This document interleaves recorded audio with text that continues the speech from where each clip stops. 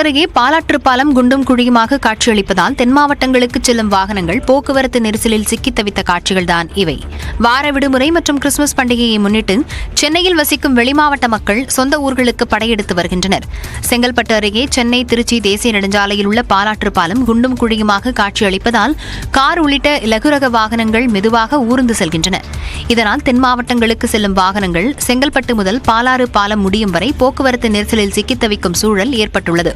அதேபோல் திருச்சி சென்னை தேசிய நெடுஞ்சாலையில் மாமண்டூர் முதல் பழையனூர் வரை போக்குவரத்து பாதிக்கப்பட்டுள்ளது. இரு மார்க்கத்திலும் வாகனங்கள் ஊர்ந்து சென்று வரும் நிலையில் பின்னால் வரும் வாகனங்கள் வரிசை கட்டி நின்றன. இதன் காரணமாக இரு மார்க்கத்திலும் போக்குவரத்து கடுமையாக பாதிக்கப்பட்டுள்ளது. சென்னை அம்பத்தூரில் சாலையில் சென்றவர்களை சரமாரியாக வெட்டி தப்பி ஓடிய போதை ஆசாமிகளை காவல்துறையினர் கைது செய்தனர். அம்பத்தூர் தொழிற்பேட்டை அருகே உள்ள மேனாம்பேடு, மண்ணூர்பேட்டை உள்ளிட்ட பகுதிகளில் வியாழக்கிழமை இரவு சாலையில் சென்றவர்கள் மீது போதை ஆசாமிகள் நடத்திய கொலைவெறி தாக்குதலால் அப்பாவி மக்கள் 5 பேருக்கு பயங்கர வெட்டுக்காயம் ஏற்பட்டது. அதில் நவீன்குமாருக்கு 22 தையலும், ஹசன் மைதனுக்கு 9 தையல்களும் போடப்பட்டு சிகிச்சை அளிக்கப்பட்டு வருகிறது. இந்த சம்பவம் தொடர்பாக காவல்துறையினர் 7 தனிப்படைகள் அமைத்து குற்றவாளிகளை தேடி வந்தனர். இந்நிலையில் செல்போன் சிக்னல்களை வைத்து நிதிவேல், மணிகண்டன், லோகேஷ் ஆகியோரை கைது செய்தனர். முன்னதாக காவலர்களை கண்டதும் நிதிவேல் தப்பி ஓட முயன்ற போது தவறி விழுந்ததில் கை கால் முறிந்தது. இதனால் அவருக்கு மாவுக்கட்டு போடப்பட்டது. முதல் கட்டமாக 3 பேரும் மதுபோதையில் சாலையில் சென்றவர்களை பட்டாக்கத்தியால் வெட்டியது விசாரணையில் தெரியவந்தது. அதற்கு பிறகு 3 பேரையும் நீதிமன்றத்தில் ஆஜர்படுத்தி சிறையில் அடைத்தனர். திருவாரூர் மாவட்டத்தில் சம்பா பயிர்களை இலைத்தோகை நோய் உள்ளிட்ட பல்வேறு வகையான நோய்கள் தாக்குவதால் விவசாயிகள் வேதனையடைந்துள்ளனர். திருவாரூர் மாவட்டத்தில் திருத்துறைப்பூண்டி, மன்னார்குடி, நன்னிலம், வலங்கைமான், கோட்டூர், நீடாமங்கலம் உள்ளிட்ட பகுதிகளில் சுமார் 4 லட்சம் ஏக்கர் பரப்பளவில் சம்பா சாகுபடி செய்யப்பட்டுள்ளது. பயிரிடப்பட்டு 80 முதல் 90 நாட்கள் ஆன நிலையில் அண்மையில் பெய்த கனமழை காரணமாக சம்பா பயிர்களை பல்வேறு விதமான நோய்கள் தாக்குவதால் விவசாயிகள் கவலையடைந்துள்ளனர். குறிப்பாக குருத்துப்பூச்சி, ஆனைக்கொம்பன் ஈ, இலைத்தோகை நோய் உள்ளிட்ட நோய்களால் சம்பா பயிர்கள் கருகி வளர்ச்சி பாதிக்கப்பட்டு வருகிறது. இதனால் விவசாயிகள் மருந்து தெளிக்கும் பணியில் ஈடுபட்டுள்ளனர். ஏக்கருக்கு 20,000 ரூபாய் வரை செலவு செய்து பயிரை காப்பாற்றி வந்த நிலையில் நோய் தாக்கம் காரணமாக மருந்து தெளிக்க ஏக்கருக்கு 4,000 ரூபாய் வரை செலவாவதாக விவசாயிகள் தெரிவித்துள்ளனர். எனவே மானியத்தில் பூச்சிக்கொல்லி மருந்துகளை வழங்க வேண்டுமென கோரிக்கை விடுத்துள்ளனர்.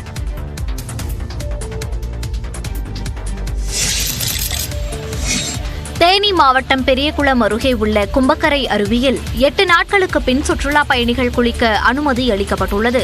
கொடைக்கானல் வனப்பகுதியில் பெய்த கனமழையின் காரணமாக கும்பக்கரை அருவியில் கடந்த 13ஆம் தேதி வெள்ளப்பெருக்கு ஏற்பட்டது.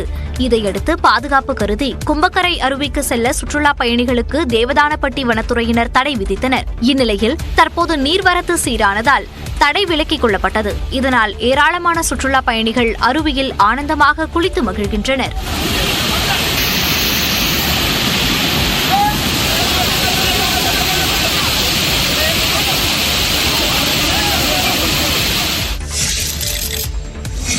கரூரில் அதிகாலையில் பெய்த கனமழையால் வீராக்கியம் பகுதியில் 20க்கும் மேற்பட்ட குடியிருப்புகளை தண்ணீர் சூழ்ந்திருக்கிறது. கரூரில் கடந்த 2 நாட்களாக வெயில் வாட்டி வதைத்த நிலையில் நேற்றிரவு நகர்ப்பகுதியில் மழை பெய்தது. இன்று அதிகாலையில் வீராக்கியம், ஆண்டிப்பாளையம், புலியூர், மாயனூர் உள்ளிட்ட இடங்களில் 1 மணி நேரத்திற்கும் மேலாக மழை வெளுத்து வாங்கியது. வீராக்கியம் பகுதியில் சுமார் 20க்கும் மேற்பட்ட வீடுகளுக்குள் மழைநீர் புகுந்ததால் மக்கள் அவதிக்காளாகியிருக்கின்றனர். முறையான வடிகால் வசதி இல்லாததே இந்த பாதிப்புக்கு காரணம் என்று பொதுமக்கள் குற்றம் சாட்டுகின்றனர். இதனிடையே பொக்லைன் வாகனம் மூலம் மழைநீரை அகற்றும் பணிகளை ஊராட்சி நிர்வாகம் மேற்கொண்டிருக்கிறது.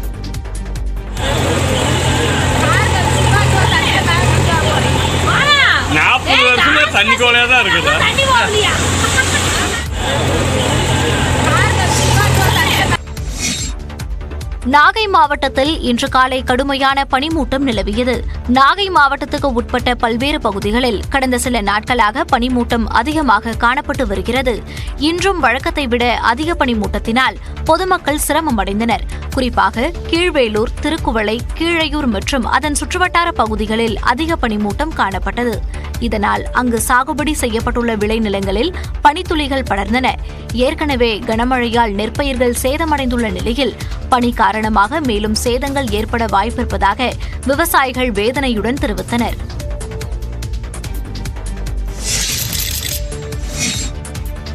பழனி அருகே தோட்டத்தில் உலாவரும் ஒற்றை யானையால் விவசாயிகள் அச்சமடைந்துள்ளனர். ஆண்டிப்பட்டி, பாப்பம்பட்டி, குதிரையாறு உள்ளிட்ட கிராமங்களில் ஆயிரக்கணக்கான ஏக்கரில் கொய்யா, மா, தென்னை விவசாயம் நடைபெறுகிறது. இந்நிலையில் மேற்கு தொடர்ச்சி மலை அடிவாரத்தில் ஆண்டிப்பட்டி கிராமத்தில் உள்ள ஹரி என்பவரின் தோட்டத்திற்குள் யானை நுழைந்ததை பார்த்த விவசாயிகள் வனத்துறைக்கு தகவல் அளித்துள்ளனர். அவர்கள் வந்து யானையை வனப்பகுதிக்குள் விரட்டி இருக்கின்றனர். யானைகள் ஊருக்குள் நுழைவதை தடுக்க நிரந்தர நடவடிக்கை எடுக்க வேண்டும் என்று விவசாயிகள் கோரிக்கை விடுத்துள்ளனர்.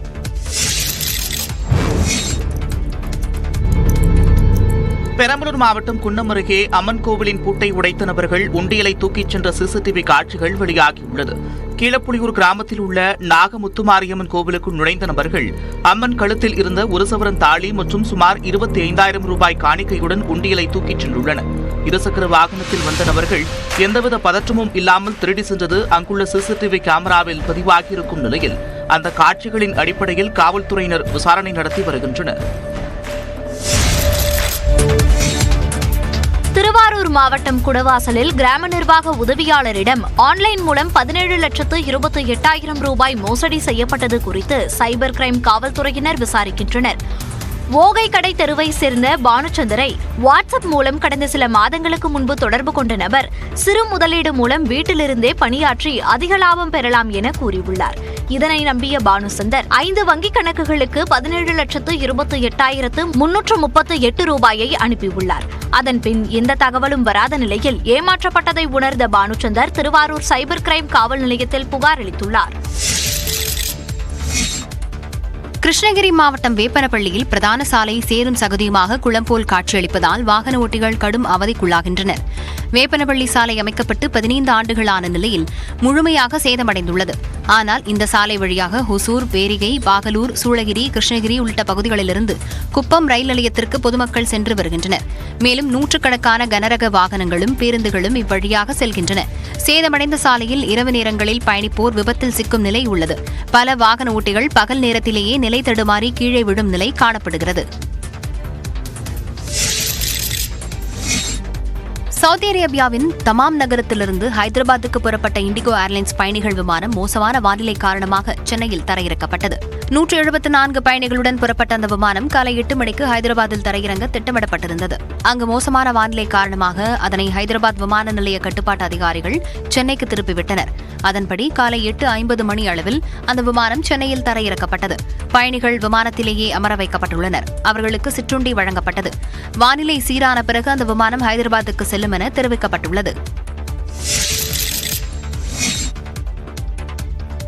மும்பையில் படகு விபத்தில் காணாமல் போன சிறுவன் 3 நாட்கள் தேடுதல் வேட்டைக்கு பிறகு சடலமாக மீட்கப்பட்டார். மும்பை கடற்பகுதியில் கடந்த புதன்கிழமை மாலை சொகுசு படகு மீது கடற்படை படகு மோதி விபத்துக்குள்ளானதில் 13 பேர் உயிரிழந்தனர். ஹான்ஸ்ராஜ் பாட்டி மற்றும் 7 வயது சிறுவன் ஆகியோர் காணாமல் போயினர். அவர்களை தேடும் பணி முடுக்கிவிடப்பட்டது. இதில் ஹான்ஸ்ராஜ் பாட்டி வியாழக்கிழமை சடலமாக மீட்கப்பட்டார். இந்நிலையில் சிறுவன் சடலத்தை மீட்பு படையினர் மீட்டனர். இதனால் மும்பை படகு விபத்தில் உயிரிழந்தோர் எண்ணிக்கை 15ஆக அதிகரித்துள்ளது.